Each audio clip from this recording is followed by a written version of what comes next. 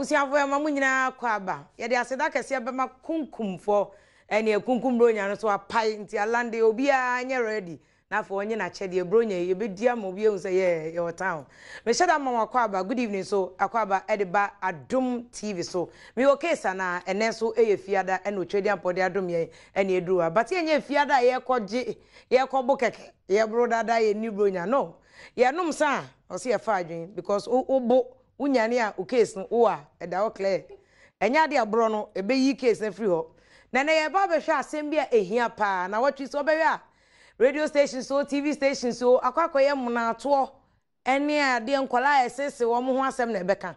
na se de ne obatan bia ni ne ho adaje e wo se wo kwa adwuma kakra wo bedi ntu beja oba edna ma obi wo maame unue bi be ma entete ba sa na ya ye ka kire yen so ene mema tete ba na koja maame obi a wo hwa akra no kwan ben so no be hwa akra no to de bia wankasa kra ebinu ye kununum no ache no no ane ba awenga no wa mia se obi ye osa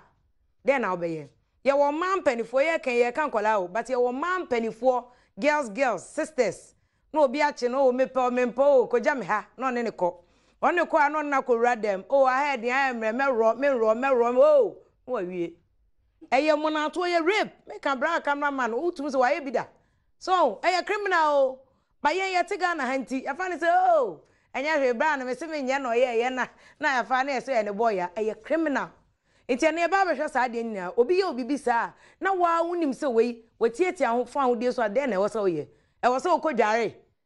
e wo se okoro ho uko report ma police ni betimi master e nyina ye bieja fa ne sa police ni betimi aye sa na and a lawyer for my being from UK to Ghana, from Ghana to South Africa, ne Southern African areas. Human rights lawyers, papa, my being consultant, gender ministers, I'm not going in ba. And cranny a nipa ye dear wasem or my being, you become wasem. If I'm a fair poker, Vim lady, Adom TV and our channel. Your live so I was 94.7 and you may you become in now wasem. And to me, Bronya Neban, Jeep TP papa, Shadum TV, Betty Chobi, who the just Nadia ko. Na ubenwu empanifo ene ombeka so omunyina obi a African way because na Friday into the ewie emran kan afa ye bro dada ye ntwen bro nya no ye de akwakoto so ne Adom TV na wo ye na ne ehomra na afa ye fa de aka nyina emeto so me Wo Case Anaa ni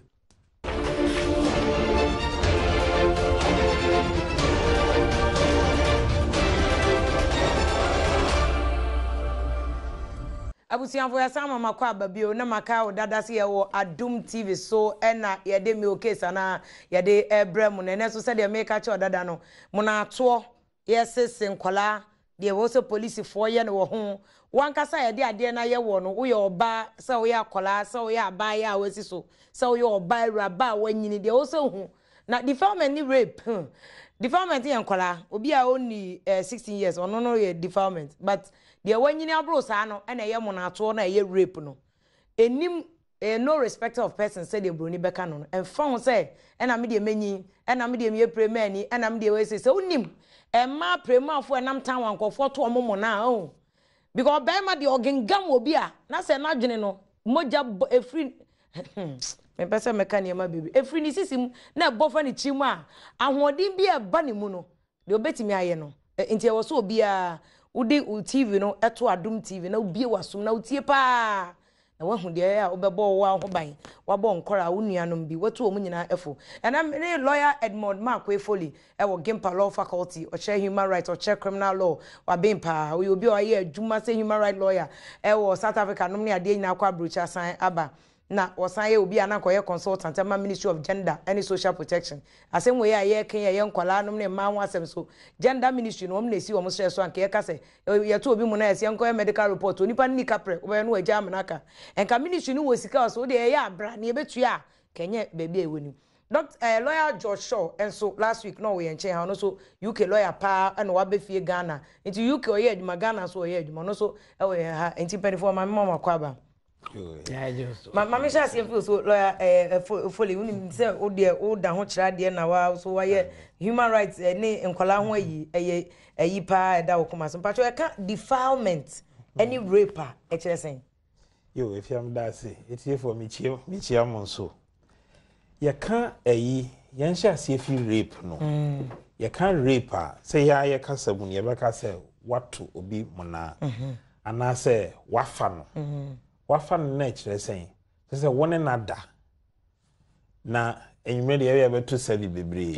na so edu bebi na ye were fi a court so de ye to sabi e kan sa court so de ye kan sa akoye say bema ode ne bema na ewura oba nase oba no wabro yebeka nze enfie 16 years nti wo say ye bema eko oba ho ani bema oba ntumi nye oba no entimi ye oba eno ne ye mfre ne rape na oba betime e bema oba no so bema no so anye yesa nti ene I say ye kwan a ekire enimba akopɛ won edi ehwe kwan beka say one way street nti efri bema ho na ekɔ oba no ho e wo so oba no oburu 16 na wo so oyo oba nso emra no so san kire eye Ghana emra mu ne kire se court be hwehwɛ ma wo se court ni hu se ampa ode ne bema no ewura ni mu ketwa bi kura e be kɔ no o sa ani na kire se rape na mpacho sebi ya nkofo ye chi nkofo kokota o ya so me brochure keke eno kura no I see ani emra ne kire se brofo kasem na say the least degree of penetration ti watia kakra na kra ani na ni se nipa no so ode na adwen eba nipa de be ma no eye oba no ani nti oba no e wo so ka se owura mesre mempesa o kire no kwan bebre so se wo sha ase na so wudu baby no se owura jai semesi jai mabre fesi wa ne jai wo to aso a se na adwen ni ho and one tiasie nti ye wo se ye de wo begina court a ye kire se ampa na wo ye bema na ye oba wo de wo bema ewura ne mu wo de wura ne mu no so na se o se mempesa nti yetimi ehihye sa niema we na ye de wo gina ho na ye kire se wo aye sa na kire se wagu mra no en ne rape no defilement no sebi obi a wadi ondi 16 no na no beka nzo ya akola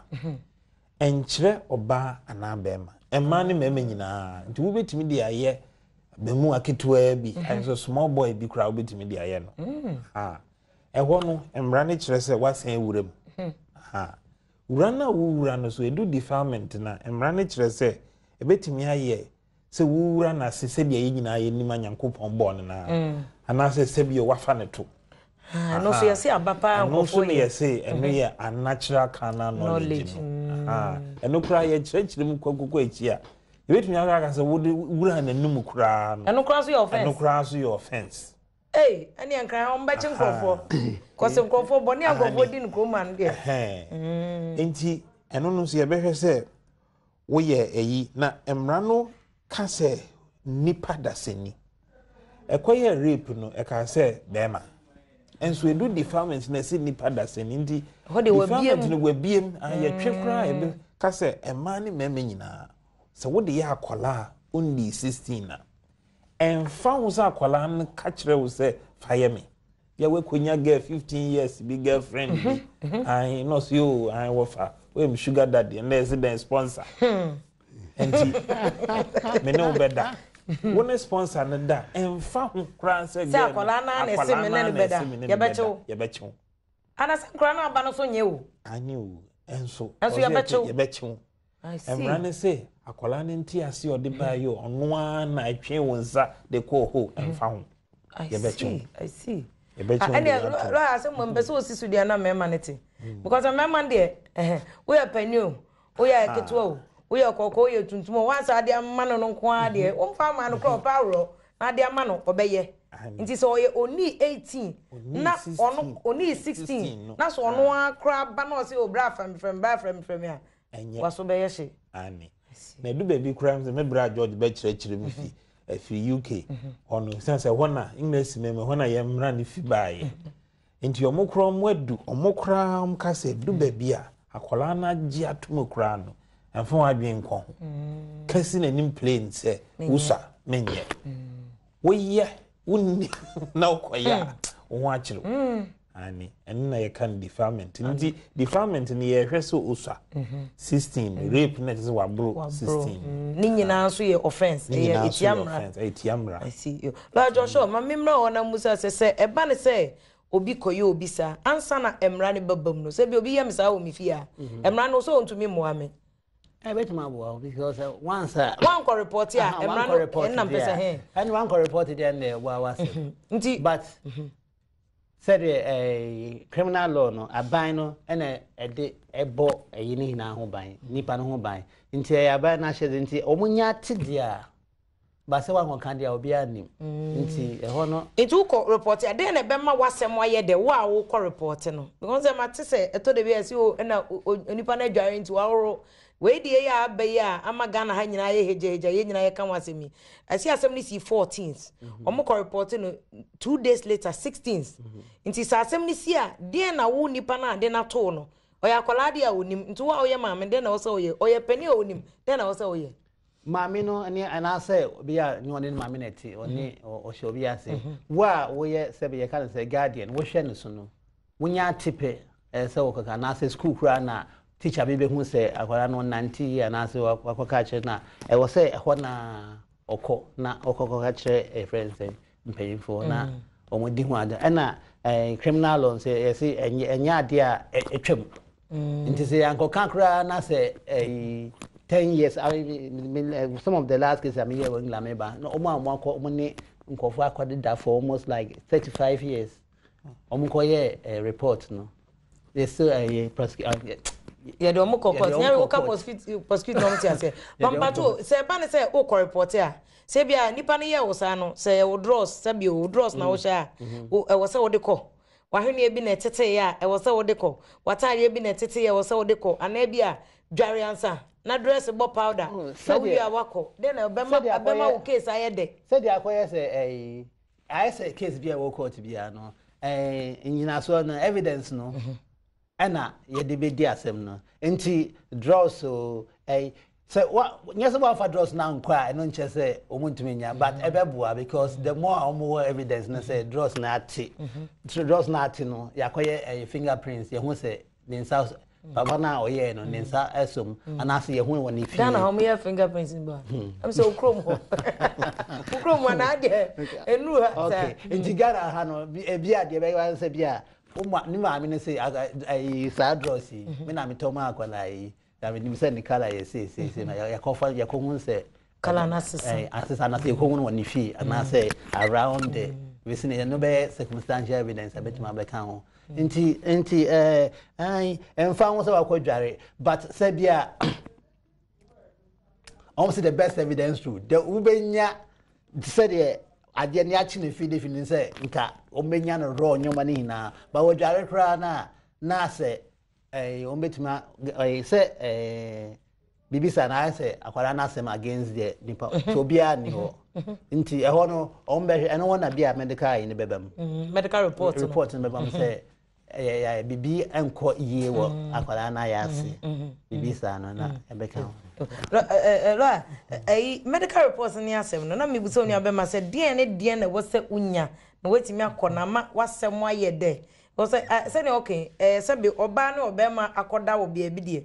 obi enim na ampa so obi ato mu na nipa no onim se bone no oye nti onye na bonten obe no wodem nti de ubenya ebemo asem ayede no ebi ne de he yo efia enna ye ka se de behwe de doctor na behwe na se sabio se fantifo ka za akatesia so bia amfan da ene ne ye ka se bibi wo ho anyankopon na bo honam bi o e friend Hymen na kebeti no wo se boja bi aba ho nti ne ya doctor ne hwe o hwe ase ho a obehu se an ho na ate enso mia mekai mra me adwuma wo South Africa ne doctor bi be kire mu se ya doctor fo no omunya abutre esan se nyeni nyina na ye force hwese obi de bibi egu ensema ma obi anoma ase wada na wato ne boa afa ni pande se na force bi ani ho ti doctor no wanhwe ni yi a wo hu se bibia tete anaso ni nipa no kun ya na se bibisa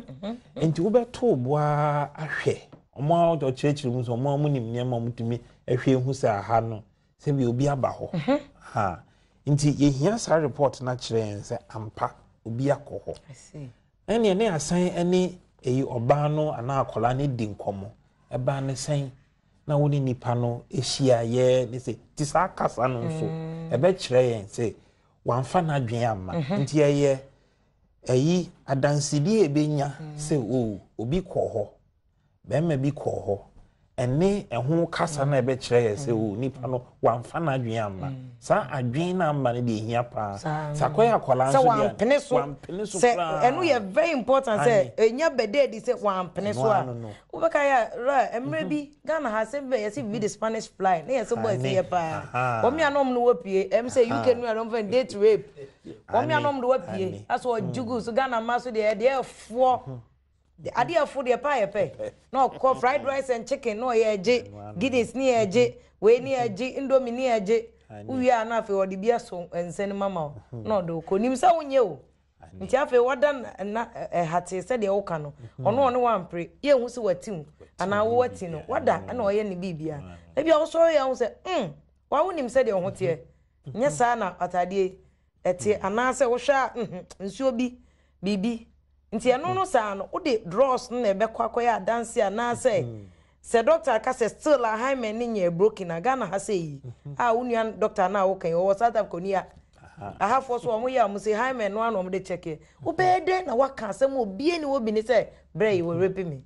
yo enna eyiminia George kan ahase ne say engineer so no enti mesre minua ma ne ade say atoa ewom say ye ya ebi o hɔ ye ya pa nti ne say nipa ne ho ayi we hia ma wo mpa ne ho nsuo bi kra na hwe wo ho ntini wa kodware na wuri nya akukuduro ato sana bia wasɔre na akola ketwa no bize drosu atade a wo hyew den yo wo bɔne bɔkɔ ensi osa atade a wo hye no kra aposifo ye hwehwem pa na ye de mo friend forensic eina ombehu se nipa no ne ho kakra obia obi wɔ no efe ne ombetimi ahwehwem aye mpensempense mo ehu se ani sa ni pay so mo samre eno ani ye hia wahu nti se dross you se shimis na wo show dan yo wo de abobɔ bɔkɔ na fato ho ensi na yenkoya report no ebeboa pa se enya sanjina so no dia ebeboa masa aka ho se yemre mu no emra ehwe enginesi ni adansidi ho e ka se law of evidence no eno so kire se eba na sa boni e fa mo na to ho ne ade a we hia say akola ye will be a friend corroboration I say we hia obi nso a na dance die begina ti say akola ketwa na nipa mienu ade o mo ye ide dance obi ehu enso say wetimi aka kire obi a akola na wo de so wo ye mampani kura bo homoden so sofo na obe ka kire na obi a so wo fan eben wo ho aka kire na smart to me ni edu say begina court e dia dance ya ebetimi afresh ani pakro no na say akola dia ye etimi from mame timi fre eja say han wo bai asmo kan yi wo so te ne sen ndi sa dance die ni be ma eno so boa la jojo ma mbusa say e police station a dia na wo say police ni ye wa woni me Ghana ha say wo mo ntse mo kro mo no UK hoyi Ghana hanom de ministry no Lord o ye adwuma ho no maka na enokra na ma o mote dofsu no se de ba identity e be mo mbete wase woduru on ko bi won ma yem hihye nti asem no kan si so o kan se no asan kan se no akan se nyeso oboa o but ayem hihye nti wo de mirika kra na adwane ana ade na nipa ne ye no di 2 days ana 3 days but ase na adwane because obi o ye na adwane se me twen mama wa mi kunu ansana na be ma bia ba buche se wa se no kra ana school ni akra ono kra so se ne mama mi okokon ba bunu wa ne emi mama ei you can to makra bone nti ayam hihye asem no kan se no akan se na wose police for eboa onipa otisa na ya je ne complaints no edikai no police for no so munya bibia friends professionals a omo ti ase ewo trauma akwala no ana nipa na ya rape no obekom nti oba enye like normal case obi bere so mumma no first of all, me calling. I saw my bibia say, "Oh, who say oh, very covered one ton answer, mama anakasa." But here no, abia na either say time constraints and I say police force were pressure to be fair to them. Right. Yeah, more pressure. And maybe dogs for normally say domestic violence and I mean specialist areas. No more maybe more in India omo de bedges anko for na je omo. Nti omo come down here and san. Omo bisawa no one who say bia ahamo bibi say police report which is omo malformer. What the call a friend say I sabia a doctor didn't so be share was in the answer doctor na answer into metro one masem and na je obeka no I bet you near their account at their command doctor no or no ready as a case notes answer why any examination no now no so report in a bar near the account say okay we na obeka doctor no so afọ so say bibia koso a enye wona say police ne betimi atian and I say obetimi aka say oh nya to say in this year be yes police ne here complain we no say police for no current am yenim bebe omo di case beba no police report omo ni ska omo di betua ti police ne wo say emra kwa mu no mo regulation chese wo so odi wachi e de ukọ na mo koye report but no kwa kotua nto an wo yi na ni ma me for ba no court to bra wa mo ba mo for report we emra nti wa ma ono so no waja to baby obetimi edi mochi aba be check say report we ana wan farmer say una we see a report na wan farmer there say wa wasem and why asem pa because me am carry sometimes yeah you me ba holiday that time me nyam etina fie me ne I was buy ya court ba ya nya problem we report ya call police station one ya call ya almost say omuniska when the be fa na almost say paper metro so yeah first can you go to paper number tell no sa no yeah because near here but another institutional problem but I can't be as no I will say obi abey report no you and omo obi omo ni bio so yeah because ade o man e dey dey abo nipa no man san ho ban nti eno sa no kra na I mean nim there but police ni betimi dey sika here na wa claim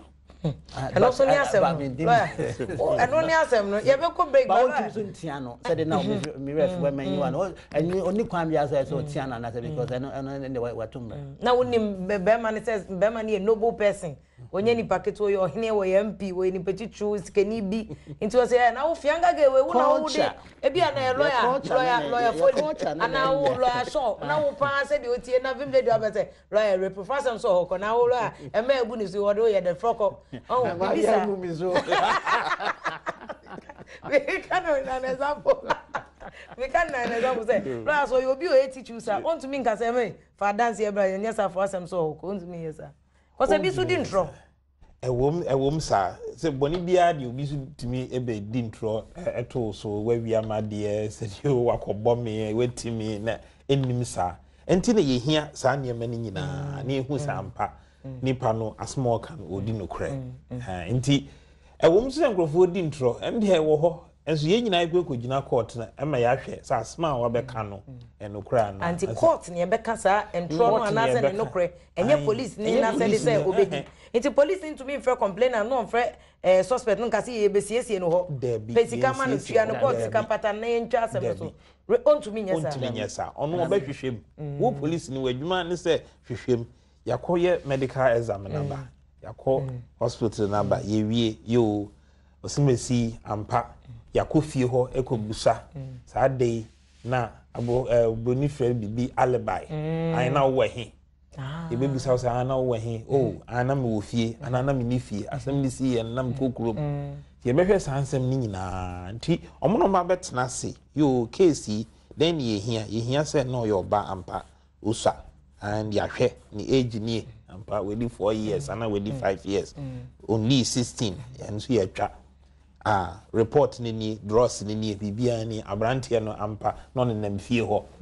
we wie now the court I see. But you go break but before I go break mpacho say okay say the slightest degree of penetration because bibia the be rura bia but you number say busa so obi de nensa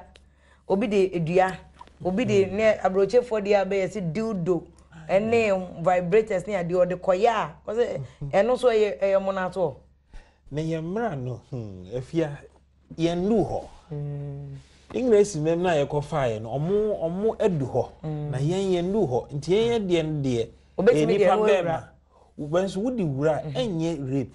ana enye defilement ye obi a friend indecent assault ha eno na ho asotwe no e wo fam kakra mani kire se wo se nkrofo ye sa asotwe no wo fam mani kire se ayi koye ugba ko da fiase 6 months de obeda se we indecent assault na mama na wase na na de ensem bebre ni esua ne ha defilement monato akra oni emfie dunsia any rape eno so ye monato de wa different emfie nsia eko ti mema no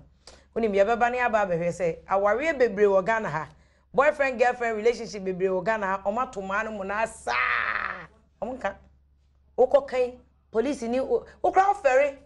journalist bi kotia owewe akra kotia umame kotia unue bi kotia no say okra o tutu ni ba o de na say o de chiche na de boy anjo nti omo awa na ye den ene sa na ye nyina to wa oba wa fo unim na koka che wase say de ba je no say o de oye oba kokoni ti e ba ni aba beto so say e free ho ko no de na wo say o ye say mra ni di nipa no kotumu a na to ma wie o na wo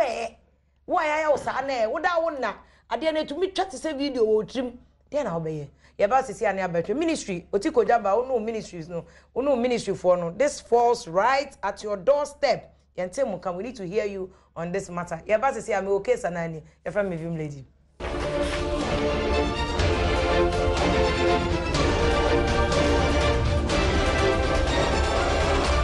abusian for yasa mama kwa babio ya ba live ewo Wo Case Anaa Adom TV so still like guso a ye hwe monato ho asem de wo se unhu de ma wani beda ho oba ukuta nkora nketwa obema wo nkola nketwa de wo se oka ene ye wo teenagers omo ko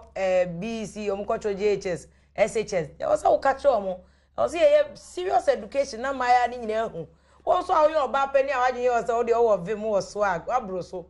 de bema bi be ye wo no ebe wo abo so wato mo na pa ba to de ase ho de bia na real na edreni so to me enko kanti yasanto aso ewo Wo Case Anaa na lawyer Edmond Mark Efoli wo Gimpa Law Faculty ni lawyer Joshua and so lawyer ni mapa UK lawyer wa betina Ghana yane wo twetwe nkomo na engusu ahwe addition no de na ebetime sie film lawyer na me busa wo asa na yeko break na me busa onu abema na ka se ho kra de omo omra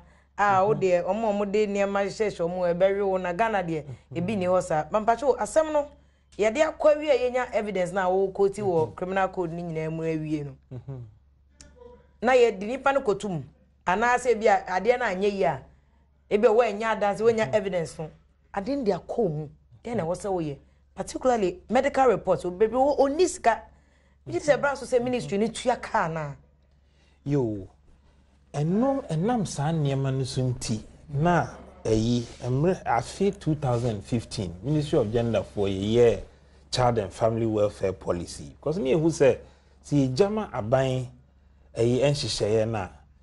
police phone timintua social welfare phone timintua nti ya ka say you asem na si wo se mpota bi mu no so ohini o ebusuafo ewo ho den yo omon kambom enzo areho se na won say we be si kura na ye ebusuafo na ha bi na say wo fa bi na wo fa si bi na wakoye enti say ye kan sisi amom de say ministry no e bone ho modern minim say emra na me wo hompo sika ne ye ni bi wo hwe budget no wo chichem kura na yenya bebre enso say ye behwe ana bia ye hwe say be fa NHIS ni mu a ye fa health insurance ni this will be basa no be yes ha test no hospital na examination na ndie na nka yanje ne hwe ne de afa NHIS ne nyes ha dia enkrofo bebre si wo nkurase ne ade ye ndwe hu se wiase ha amanyina aku no United Nations na aye hwehwemu hwe se Ghana sei no ekoka be afi 2015 no na ohanchichemu kra wi a be 80% no ye betna I say Accra no ni Kumasi ni near be ben and ye betna internet say Kurase life ni free ho nti ni bie beba nti ye ba no ye hu se sa atuse ye ni ebusuafo mra ahemfo titiri o but ahemfo isu na ebi mo so ya na mo kotena asem sisa se o ya bia oye de hye oye nimonyamfo bi ohene na akra worry bi fra enti ase na we de yenka ne fie ya ana ho say ya manre kwan so no asa obi ye kum nipa wa ware so Christ kwotena ho saa ne ade nti ohene no so ahemfo no so mo tumi so mbeseto asemana debi asem ohene tumi nseto ohene tumi nseto me osofo ntumi nka osofo nka me ka kire eyi asofo ne ahemfo ne me sre mo empenifo ni die mu a ema mo nsiesie nsem sei wo fie esan se wo siesie ebi kura ayi ye krom ha kura esi na ya ka se ne ware no ha na nim guase amba wo pira se ni yempa obesu ni yempa ze kropa wo ni mu a obedi ya opa so papa we ya oto me mu na na me na akotena sane mwa enkwala be free ma ba enkwala no kra no ompenkwala na asem wo hu nti ye srempinifo no se sisa monhwene yemfa nko police wo nko siesi a police fo say George kan ye no asem bi be si omo me anya bi emra na me practice Madina police station oba bi ba sa o suni dende police ni bi ogina ho say ana wo be ma fa okra na ayi wo so am see there be officer yan kan sa sem be ya pa se be ma fa nsa nti on fa nsa say on tim fa nsa obukra we asen wono ma we say akra die sie uni say another case o girl na di 18 years on e be ma no bo no sure obu no ana osan de assault kra kan obu no ana one ne da rough owie no de mosquito na echiche no ko osen no yes osen no ana ne girl na kasai osen na kan ho enu kra bu na se bone na kodos ono offenses na kodos wo bo a wo bo no so kra no enu kra so aye offense e be kasa assault wa bu obi sa no ne kra kan ho enu na ya wo bi sa senti bi ato na obeden nipa ne me so beka psychologically no and then na wo girl no betimi aye for you know na girls here na so mo commit suicide na bi kro obi na aye o mbibi obewa wunti ye hu no na ye busa nti lo ama me ma wo na mbusa se ma mbusa wo nua be ma ya say ya awie no oh ye pese process ni ade no ko wa fa mu nyina awie ohene ana pani sofo mukro mu hono mu UK ayi sofo ntumi nya on tem to cry ho no beba mu a asem no awie no na counseling side say o manga se be fa omo professional ye train no omo a omutimi nipa kasa emotionally because ebedwudwu akoma because sad they were emotional damage say ebetuma save for life and untina criminal injury compensation board cry no some serious cases no omuma uska towards that emotional UK hono mo we say offense criminal injury compensation board na Ghana has ye ni bi no wo be ye den because eno one say criminal procedure na ye dey ye yanchini pa eno tina man go for bebe nko court no yanchini ache no ne ye de ne ko me na me court reporter we ye to me ye rape and deforming cases judge ne de na ba no bo say sentence we bia maximum sentence 25 years not ne ko IHL hard labor not ne ko na victim no ne ma me ne papa no na nti ye nya den omo busa court no say den na court be ya mo compensation bi eni wo ti ne bana na se atukro no ne bana moje enyu no ashama baku bi si ya onipa ne akra ndan ma ne to na se kosi ne to fistula complete nti eyanya akra ne den maybe mredua I was say some of the lawyers no I test law no say why are convicting area no only why a civil suit and claiming damages for the emotional your friends saying damage no nipa no wa ho de obeko lawyer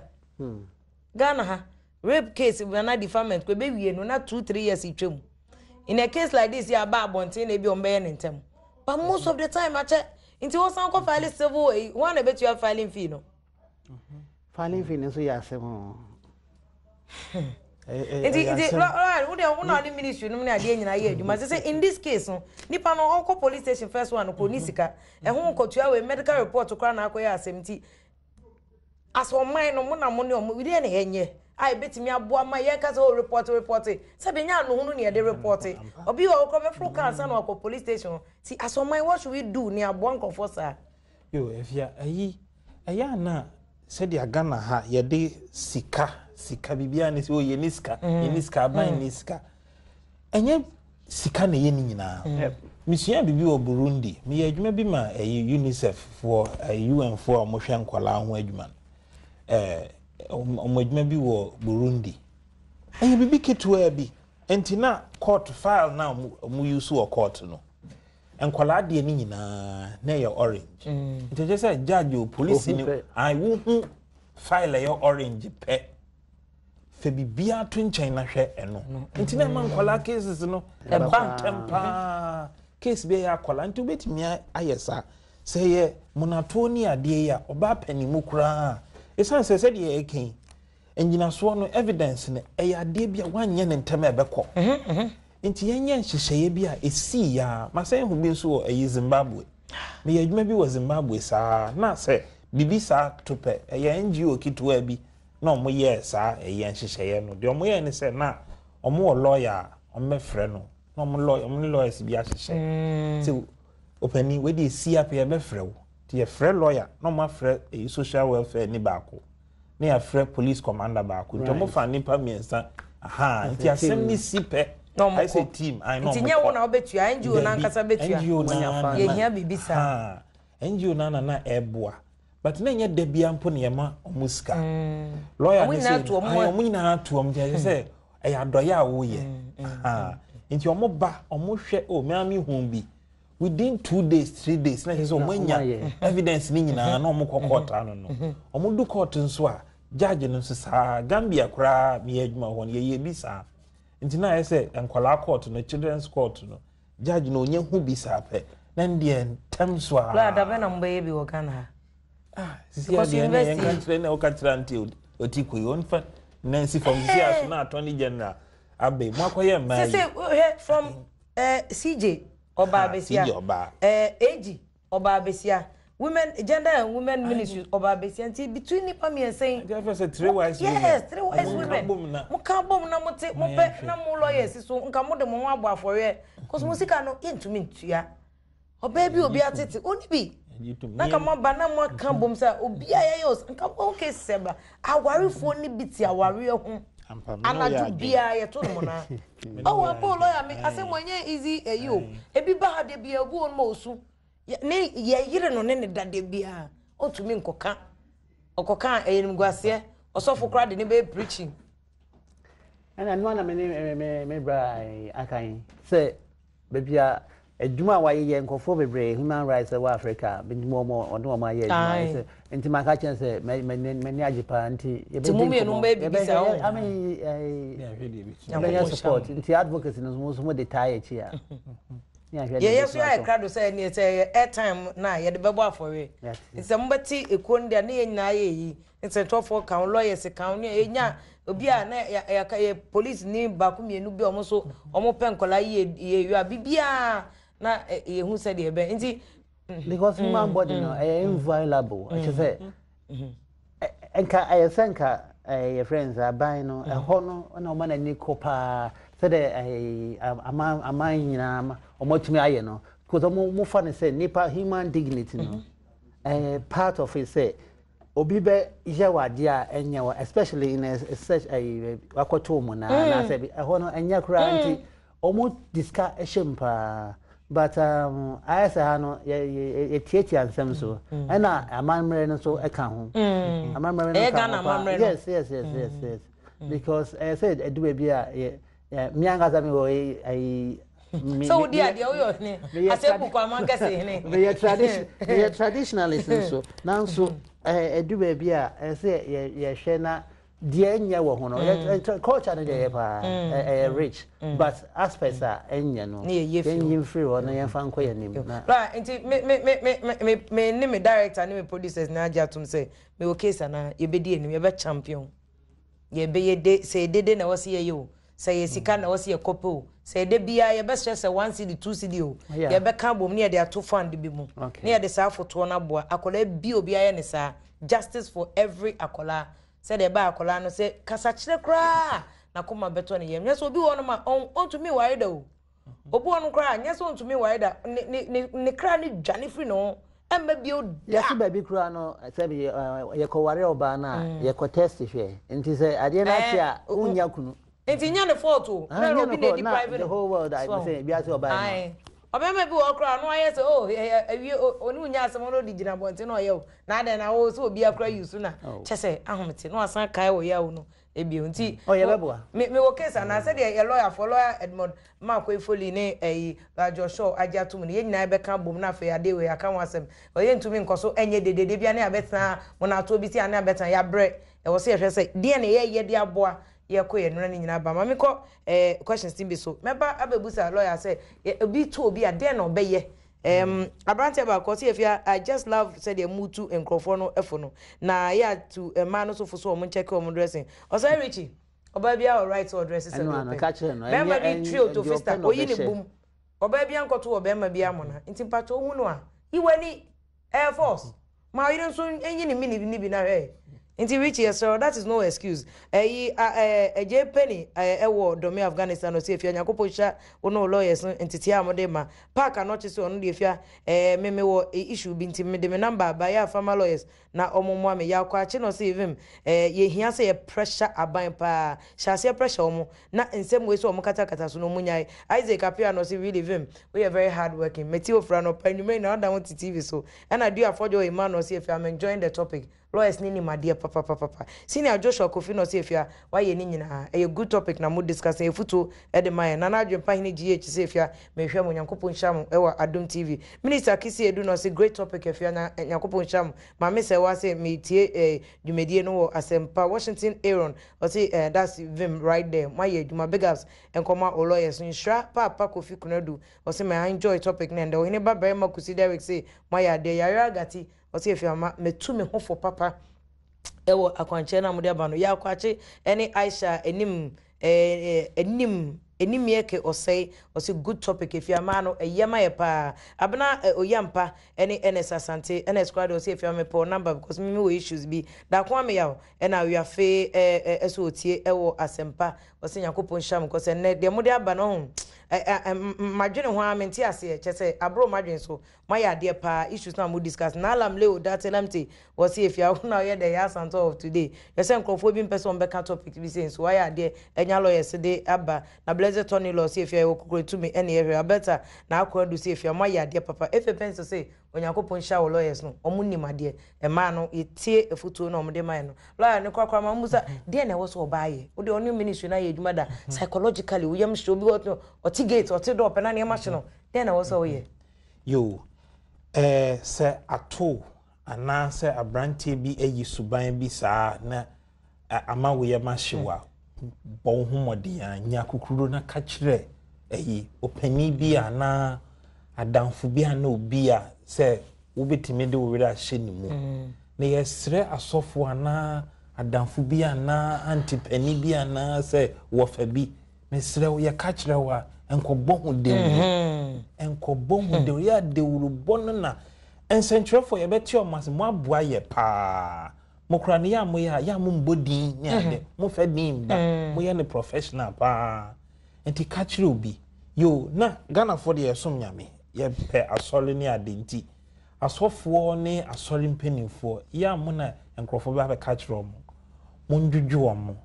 ma nipa ne nsanya arehemu woni mu se ampa metimi atene wiase because ye obi crap so okunu hu ta wohu se mpaye na obebo ana obeso ne mu esanse psychologist na de organ en nurse na se ebusua bi na metimi kra na mo wo ehu sika ne ade amofa nkohwe psychologist bi mesre parliament nso e wo se mra ne sesa ye momodin na ye ayi efa ye se mra efa monato ne ade hu na ye sanhwe ne bio ebi ne ye ka se nkrofo de eniema hihye nkrofo ase ne ensa ne ade na meka baguso ama mema no kwasi ya mema no so ka se ma ne de ye o sa ai mo mani bi nye mani bi nye eno de me kan ya me kan ya trema de me kan ye ne de bia na se be me bi gina so ano peso ye da bi oba kura betumi afo so be ma enti ye be ne den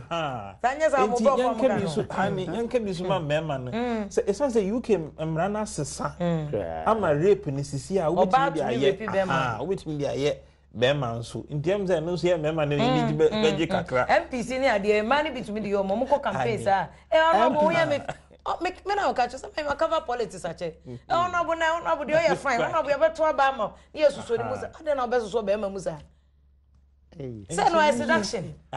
who seduce no oh 2 years ana veni pano so ye here ejema no so say me ne lo aya adwene so enti sane nya kokuduro ka kire obi na wonya sa counseling na say kasa kire yesre nuanum psychologist ni adin so maye nyina yemmoa ha na yema amanfo ntimi enye yi na admo wontu say we say nka omatuma ye na say nka hospital bia enya resident psychologist post psychologist no yeah some doctor go see say wa kan abre it's true say ko bi enya psychologist and nka bebo obi on live say yo it's true yo lawyers ma me na mo say na de mo bo me pa lawyer Josh Shaw UK lawyer and wa ba Ghana ha ya da say lawyer say and na do nim dia babo sanso na lawyer Edmond Makwefoli me am a former lecturer of Gimpa Law Faculty enti and wa blessing baby because what the classroom child you no mako and it's every student in sema but na abochi timi abetwa mitikrama asema ye dean papa we are na mama na fans na say we dey compensate no enti etia na mase ma na futo no memma no ondi 16 or the chew kra o wai ma oboko bran fan ko wo mesrew obekọ akodem uma me una ahwe no una ato ma ma medie na ye twen wase a mesrew ma mo nyina nye ehu afuto ma no ebe obi enya pepper spray nya sa on perfume ye dis spray ehu a wo de pebi te be ma bia no de spray gu nani fana sem so ho nko opa nko tua ati ase obi etua nti ko tua na so fa e fa ni e da ma se